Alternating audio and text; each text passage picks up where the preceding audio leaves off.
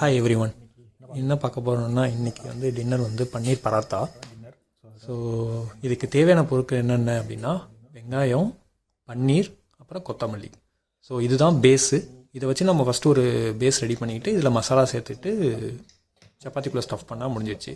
So first பன்னீரை வந்து சின்ன சின்னதாக பீஸ் கட் பண்ணிக்கலாம். ஆக்சுவலாக நீங்கள் பீஸாக கட் பண்ணலனாலும் மசிச்சிக்கணும். இது நல்லா கொஞ்சம் மேஷ்டாக இருந்துச்சுன்னா அந்த ஸ்மூத்ரிங்காக இருக்கும். நீங்கள் சின்ன சின்ன பீசஸாக இருந்துச்சுன்னா உருட்டும் போது கஷ்டமாக இருக்கும். ஸோ முடிஞ்ச அளவுக்கு வந்து நான் வந்து இப்படி சின்ன சின்னதாக கட் பண்ணி கையால் ரஃபாக அப்படி பிசைஞ்சு விட்டோன்னா அப்படி இதாகிடும். நீங்கள் எது ஈஸியாக இருக்குமோ உங்களுக்கு மேஷ் பண்ணுறதுக்கு நீங்கள் அந்த மெத்தட் யூஸ் பண்ணிக்கலாம். ஸோ இந்த பன்னீர் வந்து நான் எவ்வளோ எடுத்திருக்கேன் இதுனா இது 2 பேர் சாப்பிட்றதுக்கு. ஸோ இதோட பன்னீர் குவான்டிட்டின்னு பார்த்தீங்கன்னா ஆல்மோஸ்ட் ஒரு 70-80 கிராம்ஸ் பன்னீர்னு வச்சுங்களேன். ஸோ இது வந்து 2 பேருக்கு தாராளமாக இருக்கும், நல்லாவே நிறையாவே இருக்கும். ஸோ இது பன்னீர், ஒரு ஆனியன் எடுத்திருக்கேன், ஒரு மீடியம் சைஸ் ஆனியன். ஆனியன் கம்மியாகவே போதும், ஏன்னா ஆனியன் நிறைய சேர்க்கும் போது இந்த மசாலா நிறையா ஆகும். ஸோ ஆனியன் ரொம்ப கம்மியாக இருந்தால் போதும், டேஸ்ட்டுக்காக ஆனியன் சேர்த்தா போதும். ஸோ கொஞ்சம் சின்ன ஆனியனாக ஒன்று எடுத்துக்கலாம். கொரியண்டர் வந்து சும்மா 1 லீஃப், நீங்கள் மேண்டிட்ரிலாம் கிடையாது, நம்ம ஆப்ஷனல் தான். எங்களுக்கு கொரியண்டர் ஃப்ளேவர் ரொம்ப பிடிக்குன்றதுனால நான் கொஞ்சம் நிறைய கொரியண்டர் எடுத்திருக்கேன்.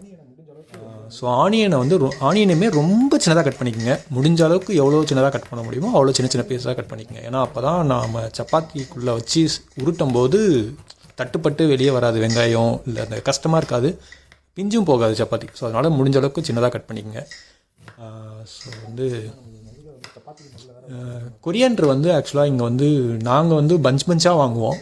ஏன்னா அப்படி தான் கிடைக்கும் இங்கே. நம்ம ஊர் மாதிரி இப்போது கொசுறு மாதிரிலாம் கிடைக்காது. ஈவன் நம்ம ஊர்லேயுமே இப்போ கிடைக்கிறதுலன்னு சொல்கிறாங்க. பட் இங்கே வந்து நாங்கள் காசு கொடுத்து தான் வாங்கணும். ஒரு பஞ்ச் வந்து ஆல்மோஸ்ட் ஒரு 10-12 தண்டு இருக்கும். அது வந்து ஒரு பஞ்சுன்னு சொல்லுவாங்க. அந்த பஞ்ச் வந்து $2. ஸோ இந்தியன் கரன்சிலேருந்து ஸ்ட்ரெயிட்டாக கன்வெர்ட் பண்ணால் ஒரு 110-120 ருபீஸ் இருக்கும்னு வச்சுக்கலாம். ஸோ நம்ம எனிவே அழுகிடும் 1 வீக் மேலே. ஸோ ஒரு பஞ்சாக தான் வாங்கவும் முடியாது, கம்மியாக வாங்க முடியாது. அதனால் நம்ம நல்லாவே தாராளமாக எல்லாத்தையும் யூஸ் பண்ணிக்கணும். ஸோ அதனால் நான் கொஞ்சம் தாராளமாக எடுத்துக்கிட்டேன் கொரியண்டர்.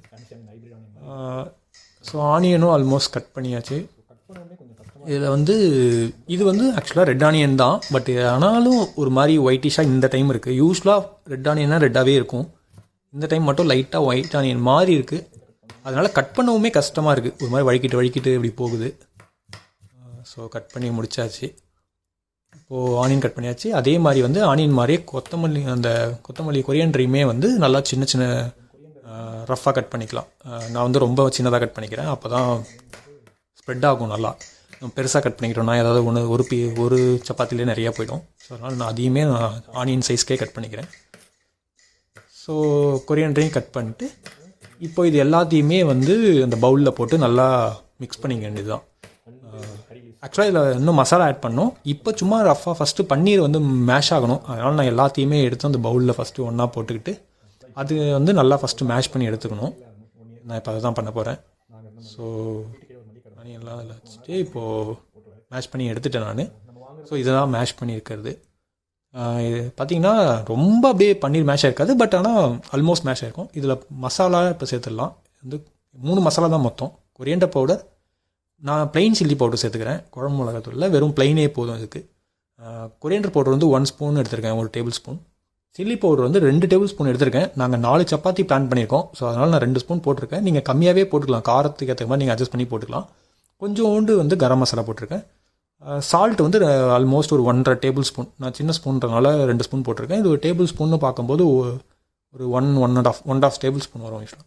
ஸோ அதையுமே போட்டு நல்லா மிக்ஸ் பண்ணி எடுத்துக்க வேண்டியது தான். ஸோ இதுதான் மிக்ஸ் பண்ணி எடுத்து வச்சிட்டோம். ஸோ இப்போ நம்ம வந்து அந்த பேஸ் ரெடி பண்ணியாச்சு. இப்போ சப்பாத்திக்கு பிசைஞ்சிடலாம். சப்பாத்தி வந்து நாங்கள் 4 சப்பாத்தி பிளான் பண்ணியிருக்கோம். 2 பேர் ஆளுக்கு 2ன்னு சொல்லிட்டு 4 சப்பாத்தி. 2 தான் அப்படின்னு பார்க்காதீங்க. ஆக்சுவலாக வந்து ரொம்ப ஸ்டஃப்டாக இருக்கும். ஏன்னா நம்ம பன்னீர் வேறு ஒரு சப்பாத்தி ஃபுல்லாக வைக்க போகிறோம் இல்லைங்களா, அதனால் 2ன்றது நல்லாவே ஃபில் ஆகிடும். ஸோ நீங்கள் ஃபஸ்ட்டு வந்து ஒன்று சாப்பிட்டு பார்த்து அதுக்கேற்ற மாதிரி குவான்டிட்டி ப்ரிப்பேர் பண்ணுங்கள். இது வந்து நான் 2 பேருக்கு ஆல்மோஸ்ட் ஒரு 350 கிராம்ஸ் மாவு இருக்குன்னு வச்சுங்களேன். 350 கிராம்ஸ் இருக்காது, சாரி, ஒரு 300 ml கிளாஸ் அளவுக்கு மாவு, 2 கிளாஸ் ஃபுல் கிளாஸ் மாவு. அதுக்கு நான் வந்து 1 கிளாஸ் தண்ணி எடுத்துக்கிட்டேன். கொஞ்சம் சால்ட் ஆட் பண்ணி கலந்துக்கலாம், வேறு எதுவும் சேர்க்க வேணாம், வெறும் சால்ட்டு, வாட்டரு, மாவு. இது வந்து சப்பாத்தி விட இன்னும் கொஞ்சம் லூஸாக பிசைங்க. ஏன்னா இது நம்ம அடுத்து போட்டு பன்னீர் வேறு வச்சு ஸ்ப்ரெட் பண்ண போகிறோம் இல்லைங்களா, அதனால் வந்து ரொம்ப டைட்டாக இருந்துச்சுன்னா அந்த தேய்க்கும் போது உடஞ்செல்லாம் போகும்.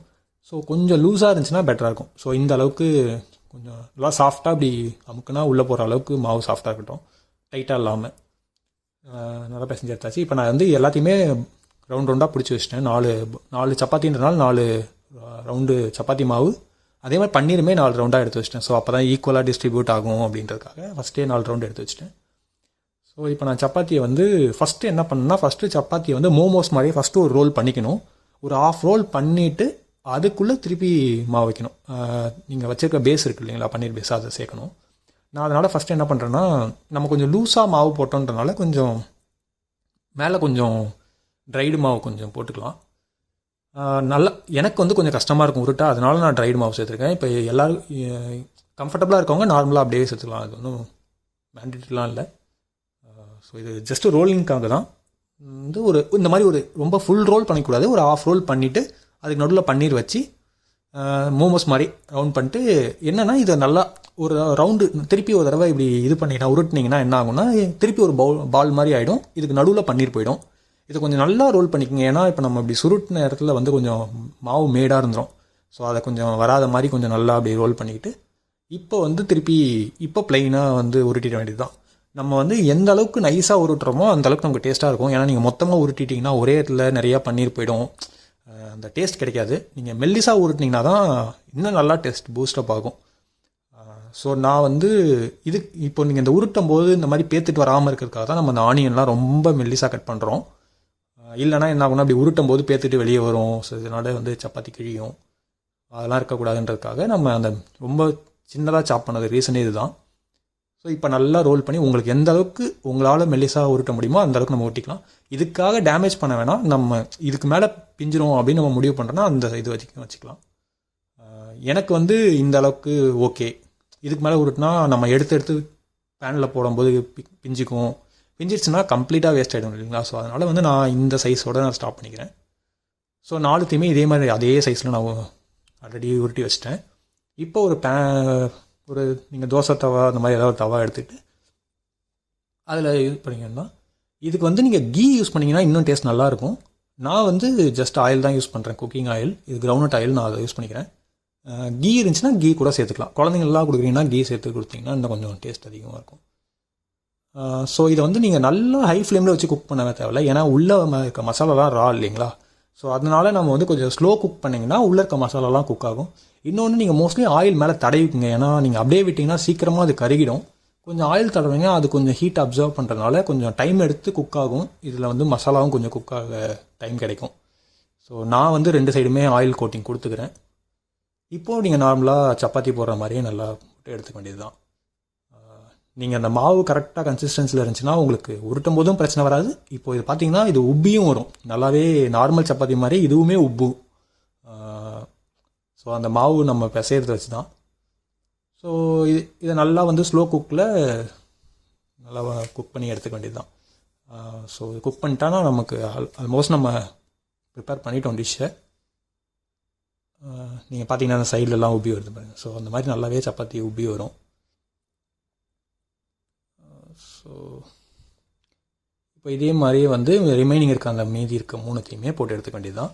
ஸோ நான் எல்லாத்தையும் போட்டு எடுத்துட்டேன். இதுதான் வந்து ஃபைனலாக இருக்கிறது. பார்த்திங்கன்னா அந்த பன்னீரோட கலர் வந்து லைட்டாக தெரியுது.